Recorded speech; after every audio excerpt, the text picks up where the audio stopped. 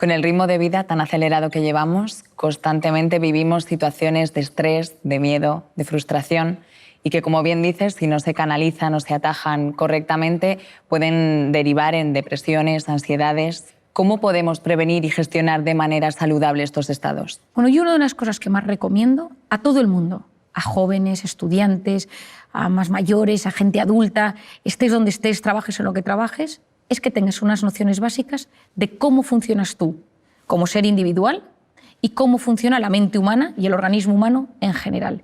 Y que hagas como una unión y digas, esto es lo que me pasa a mí. Si tú eres de los que tienes problemas de espalda, tienes que saber que tus momentos de estrés, la espalda es la que te va a mandar señal de aviso. Si de repente eres de los que tienes visión borrosa o de los que tiendes a tener cambios en la piel o de los que te cambia el aparato intestinal o de los que somatizas a nivel neurológico y te tiembla el párpado o se te duermen las manos, vas a entender mucho mejor el funcionamiento de tu cuerpo y de tu organismo. Lo primero es conciencia de uno mismo. ¿Quién soy yo? ¿Cómo es mi forma de ser? ¿Soy tímido? ¿Soy sensible? ¿Soy impulsivo? ¿Soy obsesivo? ¿Soy perfeccionista? ¿Le doy muchas vueltas a todo? ¿Soy desconfiado? ¿Soy dependiente de la opinión de los demás? ¿Soy inseguro? Y a nivel psicológico, quizás soy de los que tengo ansiedad o ataques de pánico o me pongo triste. Y hacer como un pequeño diagnóstico de uno mismo. Para mí esto es clave. ¿Cuáles son los factores que me estresan? ¿Cuáles son los factores que me ponen en modo alerta? ¿Cuáles son los factores que me meten en el sistema nervioso simpático, en ese cortisol del que hemos hablado? Pueden ser personas, cosas, recuerdos, momentos, circunstancias, pero cuando uno conoce cuáles son sus factores de estrés, vas a ver cómo se transforma tu personalidad ante el estrés. Por ejemplo, el sensible, cuando está bajo un factor de estrés, se convierte en una persona muy vulnerable. Ahora estoy bien, ahora estoy mal, ahora estoy bien, ahora lloro, ahora estoy angustiado, ahora vuelvo a estar bien. El tímido, cuando está bajo factores de estrés, se bloquea. El impulsivo, bajo factores de estrés, es más agresivo. El que le da vueltas a las cosas, bajo factores de estrés, es más obsesivo y entra en pensamientos en bucle. El perfeccionista, cuando está estresado, tiene una sensación de insatisfacción vital, porque nada está a la altura de lo que quiere. Cuando uno se comprende, se siente aliviado. Entonces, cuando me preguntas qué nos puede ayudar, hacer este esquema. Yo a todos mis pacientes les hago este esquema. ¿Cómo eres tú? ¿Cuáles son tus factores de estrés? ¿Y en qué se transforma esto? Cuando entiendes tu cuerpo, cuando entiendes tu personalidad, es mucho más fácil hacer frente.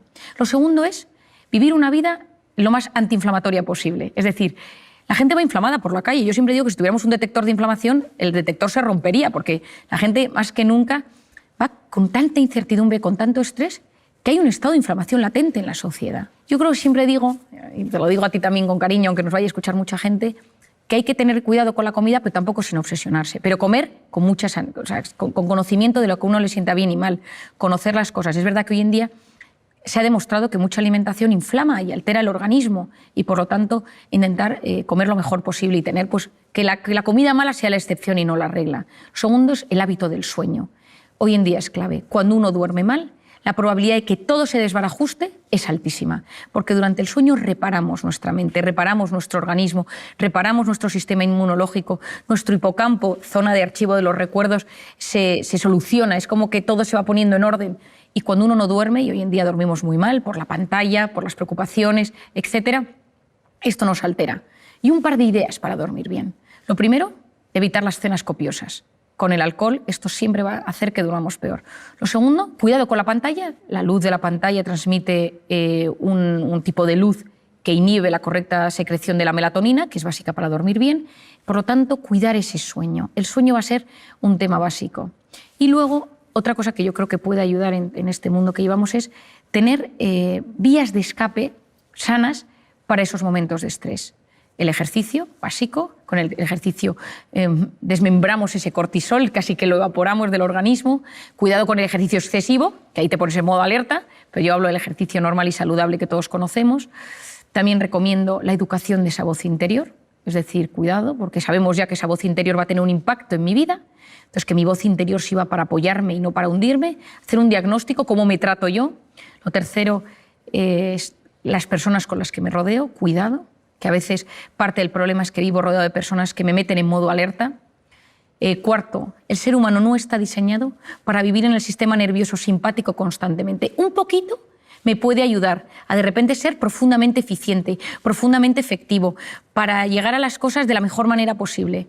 Pero si lo mantengo en el tiempo, corro el gran riesgo de enfermarme.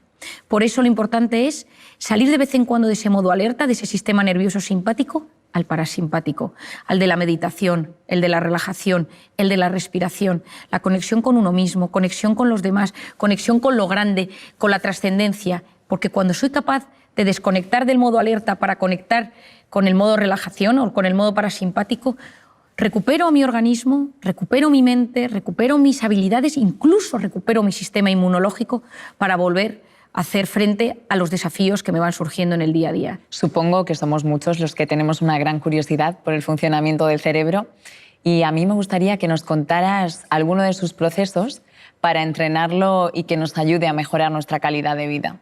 En el cerebro pasan muchas cosas, ¿no? Y entonces la gente viene y cuando viene a consulta te pregunta, ¿no, María, me ha pasado esto?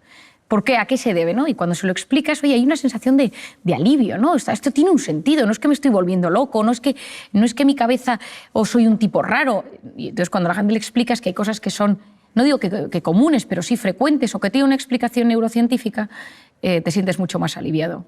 La suerte que tenemos es que hoy en día la mente y el cerebro se está investigando cada vez más y hay una búsqueda de respuestas, el cerebro es el gran desconocido, pero vamos entrando, aprendiendo, gestionando y es alucinante. A mí me encanta estar lo más al día que puedo de todo lo que va sucediendo y cada vez que algo nuevo se descubre, pues te llenas en un mundo apasionante que en mi caso particular siempre pienso, y esto a ver cómo se explica a la gente, ¿no? Porque es todo a veces tan difícil de entender porque la mente...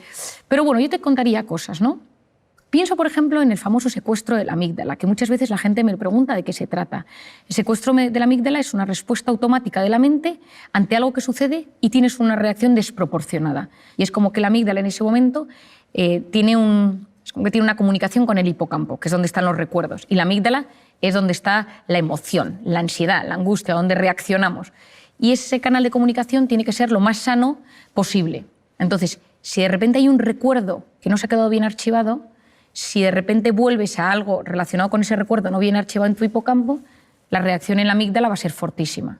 Entonces, mucha gente puede decir, escuchando esto, pues a mí esto me pasa con una persona, o con un animal, o con el miedo a volar, o con cosas que de repente me pongo malo, o con los hijos. A veces uno tiene reacciones de secuestro de amígdala en la educación de los hijos, porque se enfada muchísimo ante alguna actuación que ve en ellos y reacciona de forma desproporcionada. Entonces, bueno, primero, como siempre explico, es ser consciente de que a uno le pasa esto, ¿no? Intentar ver cómo cortocircuitar ese bucle explosivo que tiene en su mente. Todos nosotros nos pasan acontecimientos diariamente y unos de repente nos afectan muchísimo y otros muy poco. Tu hijo puede llegar un día a casa, haber suspendido todas las asignaturas y que ese día a ti ya te hayan subido el sueldo y te parece que lo de las asignaturas, bueno, pues mira, ya probará. Si ese día te han bajado el sueldo o has perdido el trabajo, encima que hayas suspendido las asignaturas, pues puede generar en ti una reacción muy negativa contra tu hijo. Es decir, la vida no es lo que es. Hay cosas que, lógicamente, son más o menos realistas, pero lo importante es la interpretación que hacemos de lo que nos sucede.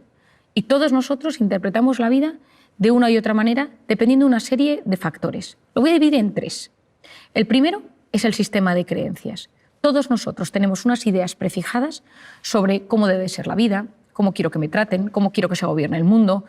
Es decir, a nivel ético, a nivel moral, a nivel político, a nivel personal, a nivel económico. Yo quiero vivir en este tipo de casa, yo quiero que mis jefes me traten así, yo quiero que mi pareja me trate de esta manera, yo quiero que mis hijos sean así, yo quiero... O sea, tenemos unas expectativas, unas aspiraciones personales, profesionales, tanto nuestras, de nuestro entorno, pero también de cómo debe ser gestionada la vida. O sea, hay palabras, personas, personajes, políticos que, dichos, generan automáticamente una reacción. Y eso es el sistema de creencias. Hasta el más tolerante tiene un sistema de creencias limitante. ¿Por qué? Porque muchas veces queremos que nuestros hijos sean ingenieros, médicos, y de repente te viene un hijo, estoy pensando en una paciente que tengo, que le dijo que quería ser pianista, toda la familia son ingenieros, y la madre no lo entendía, dejó de hablarle porque para ella era un drama, pero su hijo tenía un don para el piano, pero ella no lo podía percibir, ella no lo veía. ¿Por qué? Porque su sistema de creencias era que todo lo que no fuera ser ingeniero era un problema. Porque venían de no sé cuántas generaciones de ingenieros en la familia. Y el tema del piano le parecía que era una cosa que no tenía ni pies ni cabeza. Muchas veces hay que romper nuestro sistema de creencias. Yo creo que lo más importante es conocerlo. ¿Cuál es el mío? Y todos tenemos un sistema de creencias que hace que las cosas que nos cuenten o que nos sucedan las vamos a interpretar de una u otra manera según ese sistema de creencias. Y es lo más difícil de cambiar. Cuando uno piensa en algún tema de alguna manera, a veces no se puede modificar. Y es como darse contra un muro. porque yo puedo tener delante un paciente que noto que es un sistema de creencias limitante, acepta a tu hijo, acepta este tema en ti, acepta tu pasado, acepta que esto pase en tu trabajo. No quiero, me niego. Y muchas veces esa resistencia al cambio es lo que impide que disfrutemos de la vida. Por otro lado, tenemos el estado de ánimo. Si uno está contento, la interpretación de las cosas es mucho mayor. Yo recuerdo siempre cuando ganó España el Mundial de Fútbol con el gol de Andrés Iniesta, ¿no? Que para mí, que es buen amigo, él y su mujer Ana, son buenos amigos míos, y yo lo recuerdo como uno de los momentos pletóricos a nivel, me encanta el fútbol, me encantó, ¿no? Y entonces recuerdo que al día siguiente en el hospital todo el mundo estaba contento, la gente se saludaba, la gente por la calle, la gente iba pues dando al claxon por la calle, había una sensación de jolgorio por las calles, ¿no? Estado de ánimo, de felicidad, de bienestar, por una alegría. Pero vayamos a lo serio. Ese estado de ánimo va a determinar nuestra interpretación de las cosas. ¿Y de qué depende ese estado de ánimo? Depende de cómo durmamos. Lo hemos explicado ya, pero depende de cómo durmamos. Depende de las circunstancias. No es lo mismo vivir en plena pandemia que vivir en un momento donde no había ningún problema de virus alrededor. Por otro lado, la personalidad. La interpretación de las cosas, si tú eres profundamente sensible, eso va a afectar a tu estado de ánimo. Si tú eres profundamente desconfiado, eso va a afectar a tu estado de ánimo y, por tanto, a tu interpretación de las cosas. Y a veces en esta vida, si lo que quieres es ser un poco más feliz, esa felicidad de la que estamos hablando, a veces lo que tienes es que ir a ver esa cosa de tu forma de ser, que es tu talón de Aquiles y que te impide disfrutar del día a día. Si eres de los que se queja, si eres de los que vas de víctima, trabajar la personalidad, porque eso automáticamente mejora tu estado de ánimo y eso automáticamente mejora tu interpretación de las cosas. Y finalmente, lo que se denomina el sistema reticular activador ascendente. Tiene un nombre terrible, pero tiene una función mágica. Es una zona que se encuentra aquí detrás, en el tallo encefálico, y es una zona muy primitiva de neuronas que tiene múltiples funciones, pero tiene una muy interesante que es el filtrador. Es como un rastreador del cerebro. Y es la zona que se encarga de filtrar de todo aquello que me sucede y de quedarme con lo que me interesa. Es decir, nuestro cerebro recibe constantemente muchísima información, a través de los sentidos, especialmente a través de la vista, pero a través de los sentidos. Pero solo se queda con lo que le interesa. Si tú estás buscando un trabajo de un tema específico y te pones a prepararte sobre ese tema, tu cerebro va a hacer todo lo posible por encontrar ese asunto. Yo he contado muchas veces una anécdota que me pasó hace unos años cuando, estudiando la carrera, me fui a las Naciones Unidas a un evento, una entrega de premios, y el rector de mi universidad me pidió que buscara a Kofi Annan, entonces el secretario general de las Naciones Unidas. Y yo me empecé a preparar todo tipo de cosas sobre Kofi Annan y por si me lo encontraba para invitarle a mi universidad a un evento que había. Y nunca había Kofi Annan, pero en un momento dado, en pleno evento, fui al baño y me encontré con una señora rubita, de tez muy pálida, y empecé a hablar con ella y le conté varias cosas, le conté cómo funcionaban las Naciones Unidas, los premiados de ese evento al que íbamos, y nada, me despedí de ella. Y el día que volví a Madrid, esta señora estaba en el avión y la fui a saludar. Dije, qué curioso, la señora del baño. Y estaba sentada al lado de un tipo al que me presentó que era Kofi Annan, que era su marido. Y entonces yo muchas veces me pregunté, ¿no? ¿Cómo es posible? Bueno, yo había estudiado a Kofi Annan y probablemente mi mente había captado fotos con su mujer. Y cuando la vi, la distinguí. Es decir, decía Louis Pasteur o decían, bueno, la suerte favorece a la mente preparada. Hay que prepararse, hay que estudiar, hay que saber. Porque el que se prepara, el que estudia, el que sabe, percibe mejor las oportunidades. Y lo importante en esta vida es activar nuestro sistema reticular. Si lo tienes en negativo, ves lo negativo de todo. ¿Quién es el principal inhibidor de este sistema reticular? La pantalla. ¿Por qué? Porque la pantalla te ofrece gratificaciones instantáneas, chispazos de dopamina. Es una vida fake, es una vida digital. Las cosas buenas suceden en la vida real. Esa vida digital, esos chispazos de dopamina van generando, pues sí, momentos de gratificación instantánea, pero a la larga nos producen un vacío. Tienen un mecanismo muy similar, las pantallas y el mecanismo de la dopamina, con las drogas. Por eso a día de hoy muchas adicciones a la pantalla, muchas adicciones a la pornografía, a los videojuegos, se tratan con mecanismos similares a las drogas. Y esto es un enorme problema porque vivimos en un momento de la historia, como dice el filósofo José Luis Ruiz, somos drogodependientes emocionales. Somos cada vez más adictos a experiencias vibrantes que nos llegan a través de la pantalla. ¿Y por qué es esto tan importante? Porque todo esto va a frenar nuestra corteza prefrontal. Aquí entro en un campo interesantísimo a nivel educativo, a nivel de padres y a nivel personal. La corteza prefrontal, que ya hemos hablado de ella en varios momentos, es una zona fundamental para la atención, la concentración, la resolución de problemas y el control de impulsos. Es la zona que nos hace ser seres superiores, que nos ayuda a prestar atención a lo que queremos, a estar quietos en un sitio y escuchar, a estar en una pastelería, yo que soy muy dulcera, y no comerte los bombones mientras te los están sirviendo, sino que controlas esos impulsos, te gestionas por dentro. La corteza prefrontal es una zona profundamente inmadura cuando un bebé nace. Cuando un bebé nace, esta zona está completamente inmadura y se va evolucionando a medida que pasan los años, madura antes en las mujeres que en los hombres. Las niñas maduran antes esa atención y esa concentración que los chicos. Esto es muy importante en el ámbito educativo. Los chicos están a 4.000 cosas todavía y las niñas ya son mucho más concienciudas desde que son más pequeñas. ¿Con qué se estimula la corteza prefrontal de un bebé?